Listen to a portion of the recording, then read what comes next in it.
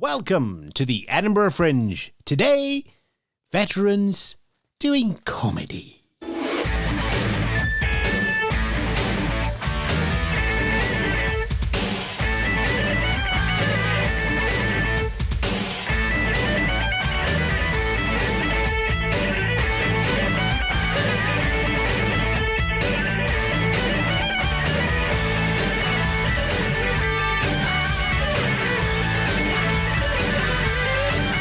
Yes, good afternoon, good morning, good evening. Pay attention, this is Edinburgh calling.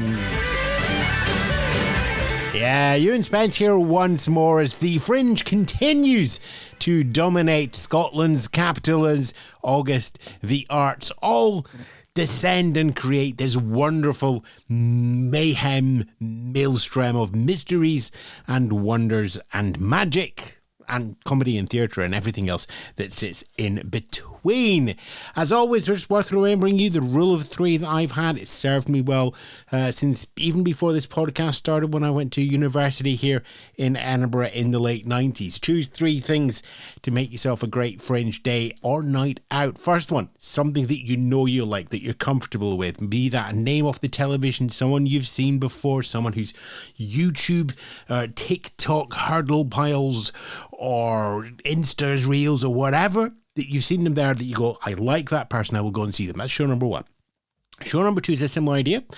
Go watch a show that somebody else likes and trusts, somebody that you are going to go, if they recommend it, that's that. So trust other people to show you what's good and, open your eyes a little bit. The third one is randomly. In the old days where everybody had a great big printed book, I would just say, get those little bits of paper, riffle through it, shout stop, stick your finger down, go and see that show.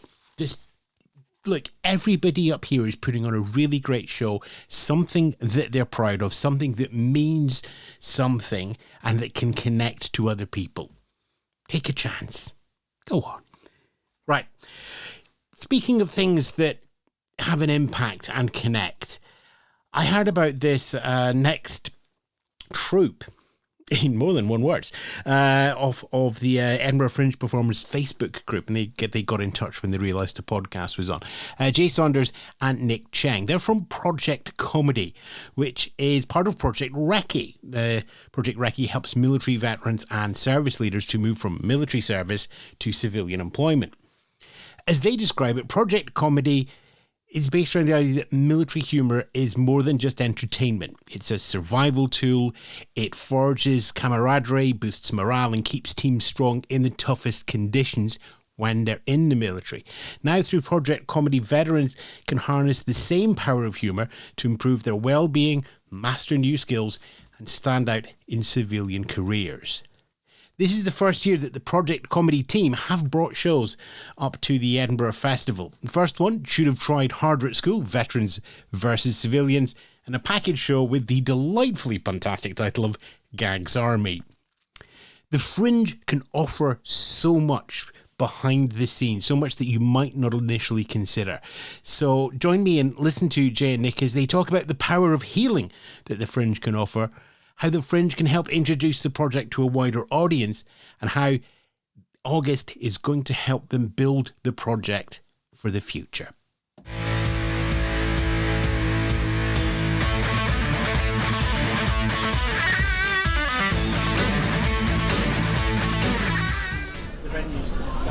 Sometimes the Fringe is all about those few moments on stage. Sometimes it's about trying to get one more rung up the career ladder, but with over 3,000 shows at the Fringe, there are 3,000 different reasons to take to the stage.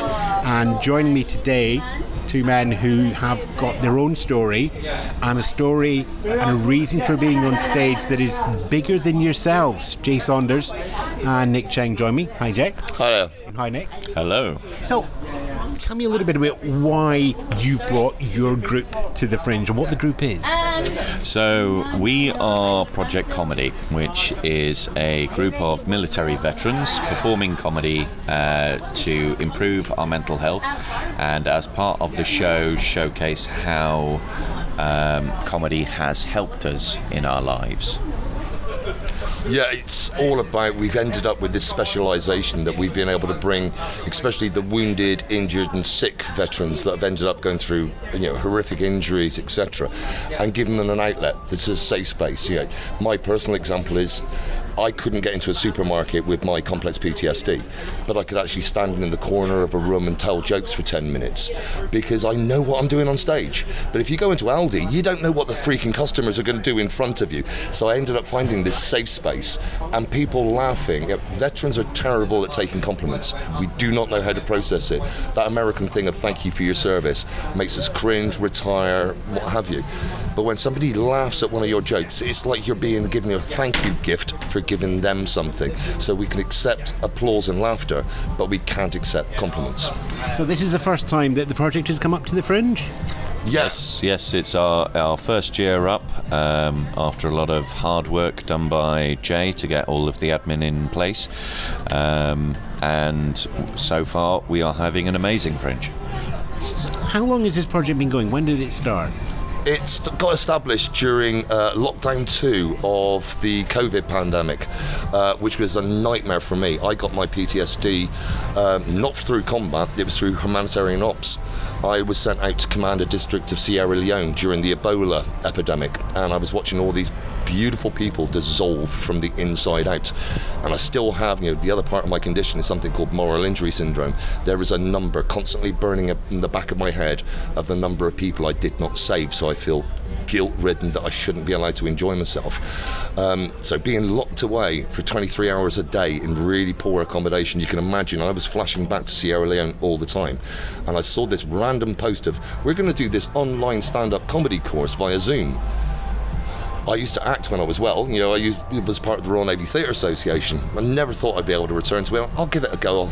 There's no way I'm going to perform. And I got into it thanks to a beautiful man called Jay Sodegar, went through his course and went, do you know what, this might be possible. So I started doing gigs via Zoom. That's all you could do during COVID. Then when the circuit restarted, I went out and did a couple of physical gigs, loved it. And then the parent charity, Project Recce, went, Jay, you and the boys are really taking this up. Do you want to keep this as a permanent well-being fixture to Project Recce? And so we've been running since 2020, still bringing in new guys and helping them through. And here we are at the world's largest arts festival 5 years later. So this is Project Comedy, but tell us a bit more about Project Recce first of all. So Project Recce was set up by a man called Neil Houlihan, who had a friend who was ex-services and unfortunately did not do very well outside. Neil works in the construction trade, and as part of that experience of what happened to his friend, decided to create a charity that helps military veterans get into construction work.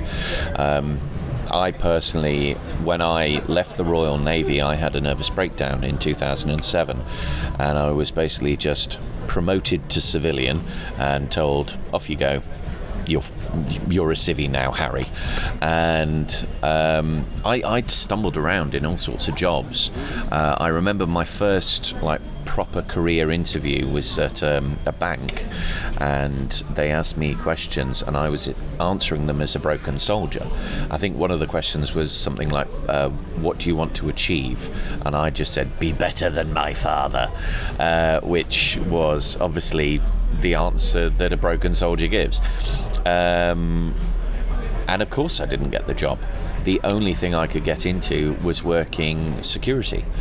Now, because I have anxiety disorder, which probably will be diagnosed as PTSD in the future, and I have a fear of conflict, that means that being a bouncer was the worst possible job for me.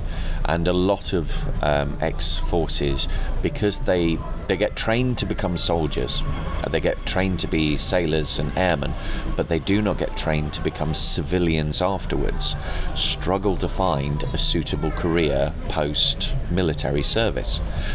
So Project Recce is trying to get them into construction jobs where they can be useful and be creative or constructive, and get them in a job that they can enjoy and feel safe in.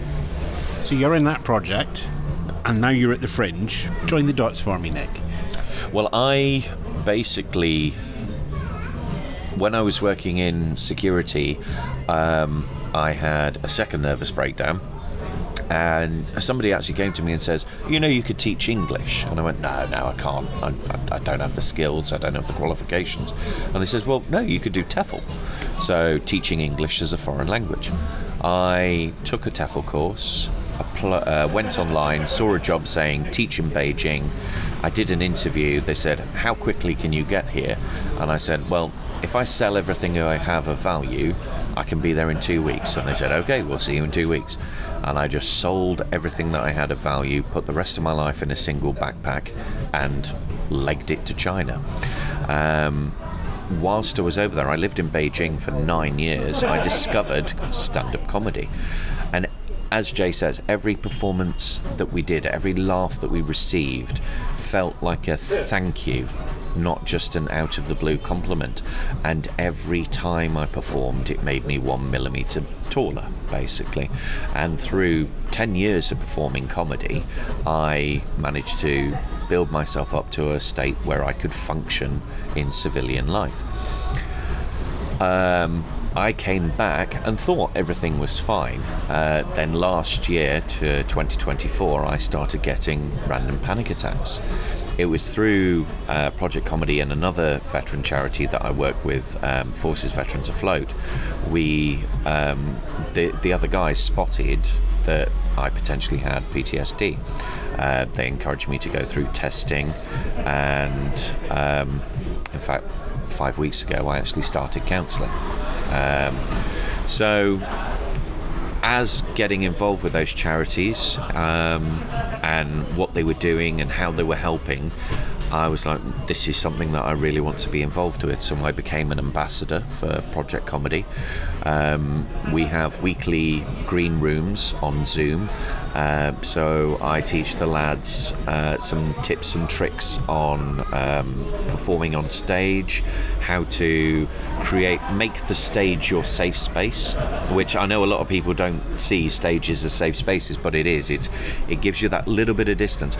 I still do not feel comfortable in a pub full of strangers.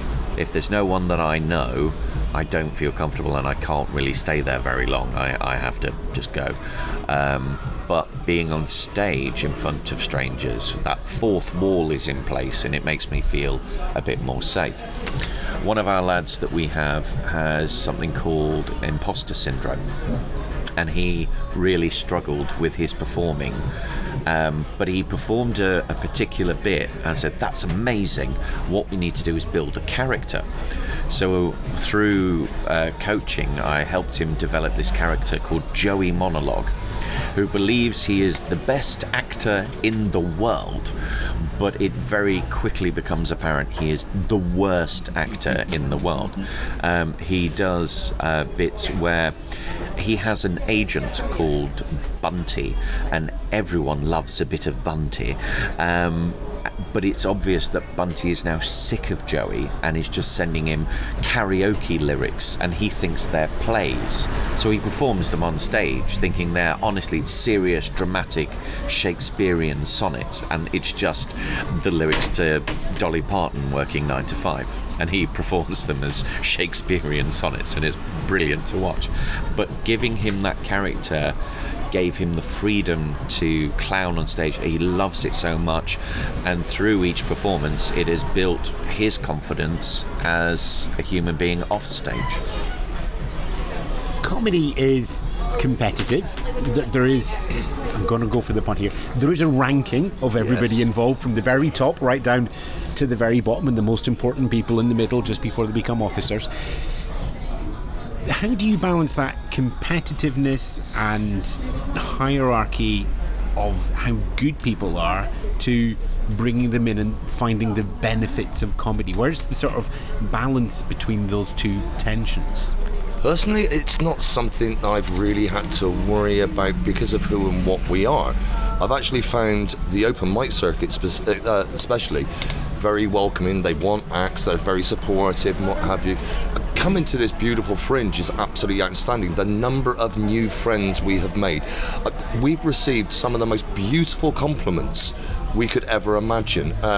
We've had a couple of pro and semi-pro comedians come up to us and say, we see Project Comedy sat at that table every single morning. We're now setting our day around coming to be with you guys because it sets us up for a lovely day.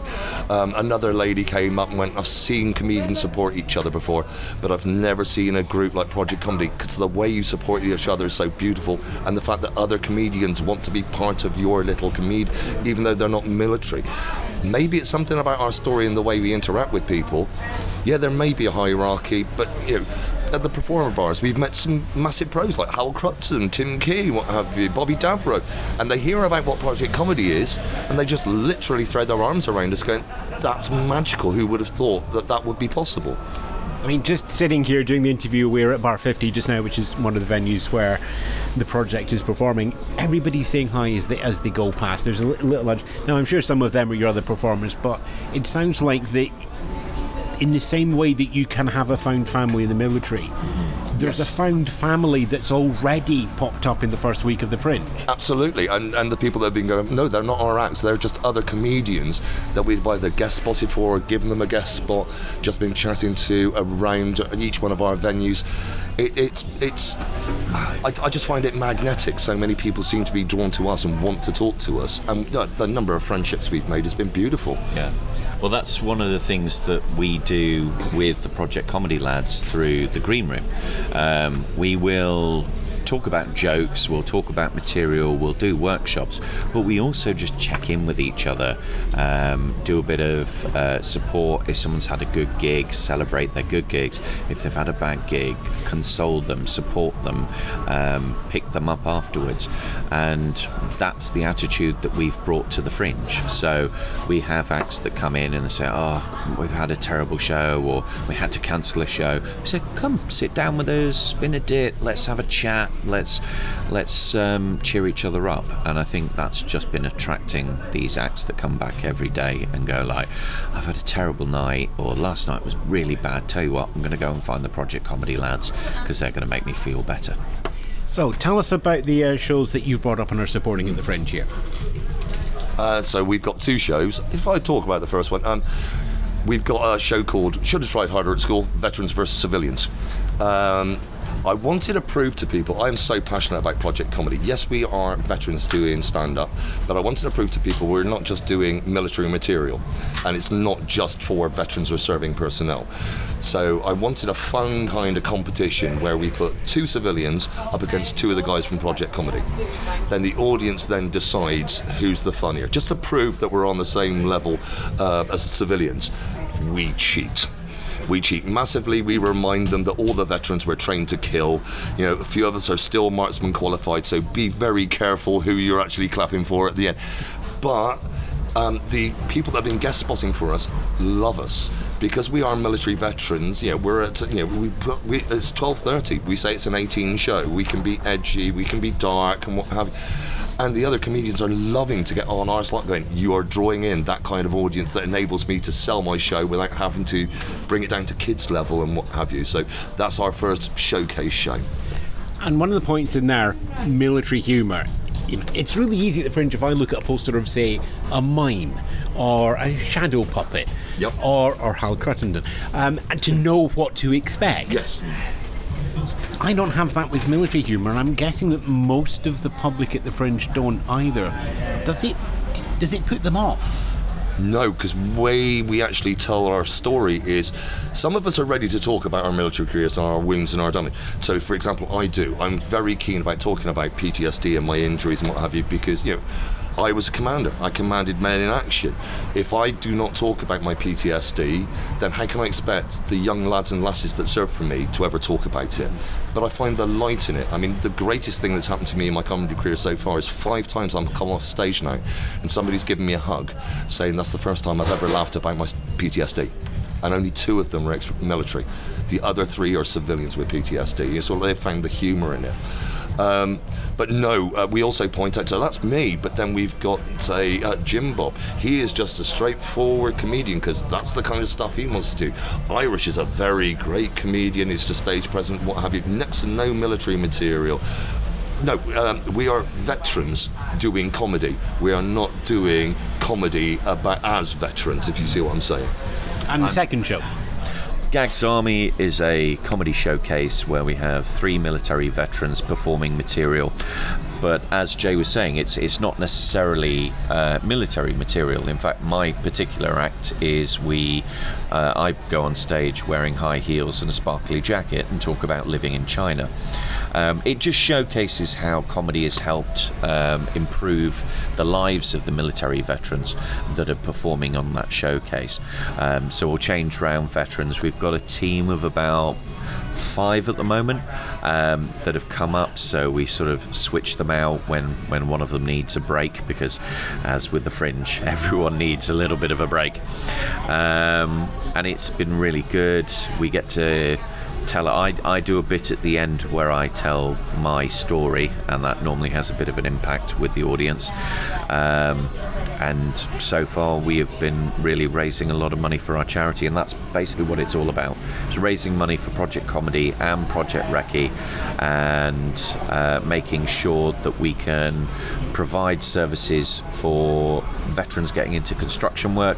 And also with Project Comedy, we are hoping that we can raise enough through the Fringe to run a weekend workshop where we basically take over a campsite, let the veterans turn up, and we can run a joke writing workshop, stagecraft workshop, but then also teach them how they can use those skills in real life, because we don't really understand, but military veterans are almost professional level of actor, because every day we have to act as someone that's okay, and we are performing almost 24/7 after military, especially those with mental health injuries.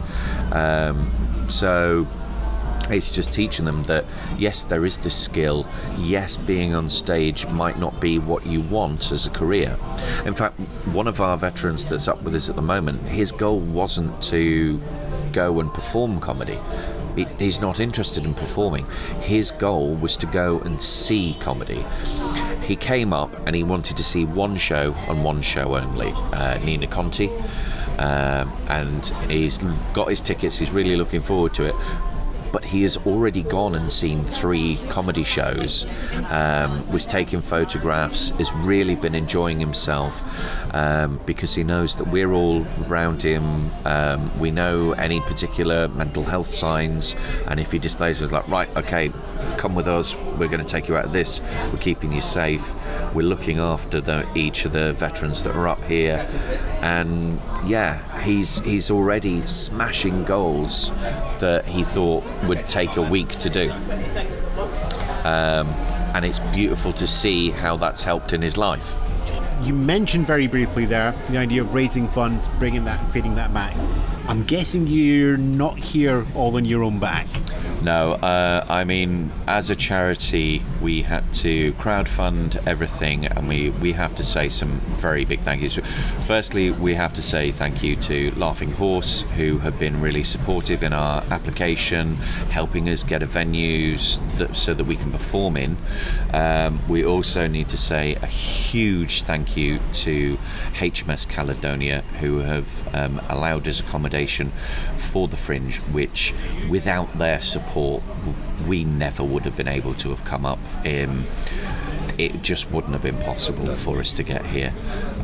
So that has been amazing from the military base to remember and provide us safe harbour during the Fringe.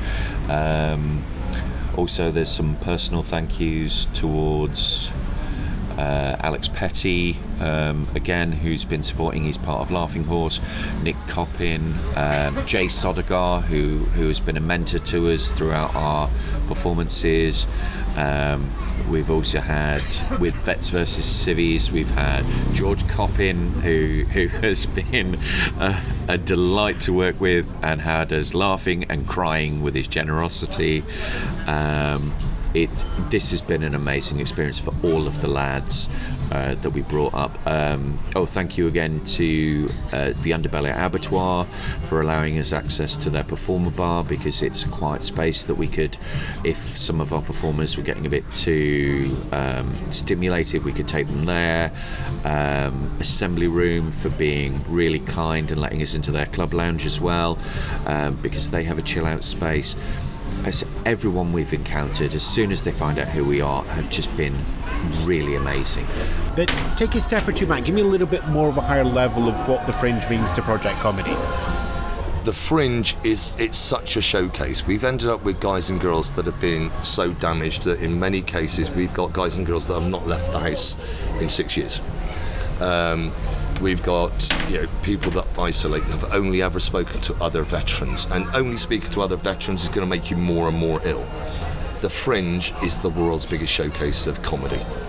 This is why we brought them up here, so they can actually experience the real world. Doing it with Project Comedy is fantastic, and doing our Zoom sessions and maybe doing a local open mic where they know the people there. Suddenly we're getting them to take that huge courageous step to be on the international stage, meet comedians from all around the world, learn from them, see their performances, pick up skills, because they're now doing something they love and engaging with a broad range of people of every colour of the rainbow as well, challenging their own internal stereotypes and just loving life, rather than being that lonely veteran alone, isolating, and the only thing they do is maybe nip down to the Royal British Legion bar for a drink. We're taking them out into not only the real world, but an exceptional international world of discovery. It's also allowed us the opportunity to showcase the charity through multiple shows. Once they've worked out what it is, and it's military veterans performing comedy, we've had military veterans come to our shows and just be like, this is amazing, we didn't know it existed. I think we've got a couple of people that are going to be interested in joining into our green rooms, whether their goal is to perform comedy or just find that community again that they've lost since leaving. We've heard some really amazing stories, we've heard some beautiful responses, we've had some beautiful audience reviews from the veterans just going like, I really needed this, and it was so lovely. I mean, I have cried multiple times this Fringe. One of the ones was I was flying for a show, and there was a busker, local busker with a guitar, and he says, what's this about?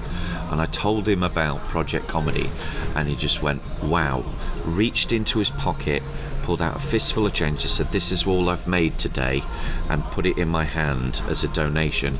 And I just had to go. I gave the fistful of coins to Jay, handshaking.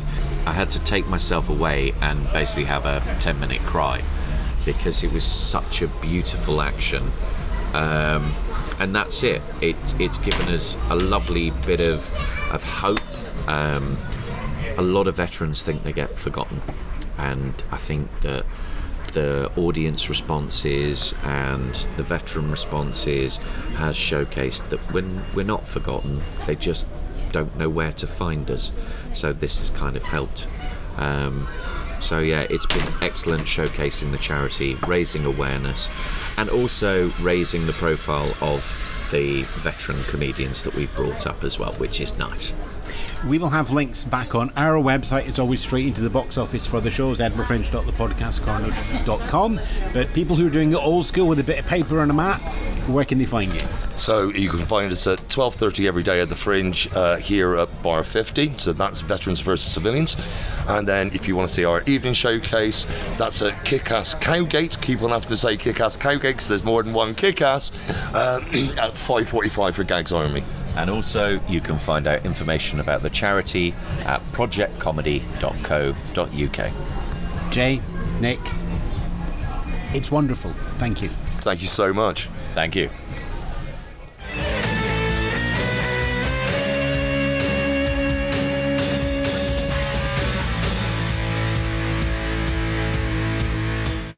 Jay Saunders and Nick Cheng there from Project Comedy. Those two shows, once more, Veterans versus Civilians, plays at 12302 1330, Laughing Horse Bar 50, so it's lunchtime show at 12:30. A little bit of translation there. And Gags Army 1745 through 1845, so 5:45 in the evening. Laughing Horse Kick-Ass on the Cowgate. As always, we will have links back to those shows in the Edinburgh Fringe Ticket Office back on our website, edinburghfringe.thepodcastcorner.com. We will also have a link through to the Project Comedy website, which is under the Project Recce website, so you can look at the wider impact there. As always, link, like, love, share, subscribe, all the usuals that you can do on social media for the podcast. Thanks very much for your ears over the last 30 minutes or so. There's a lot of podcasts and material and TVs and YouTubes to choose for, even if you're just focusing on stuff at the Fringe. So thank you very much for your time. There's a lot more shows out there for you to go and explore. Find one you like, find one that somebody else likes, choose one at random. There's your 1, 2, 3, and I will catch you here tomorrow. Ta-ra for now.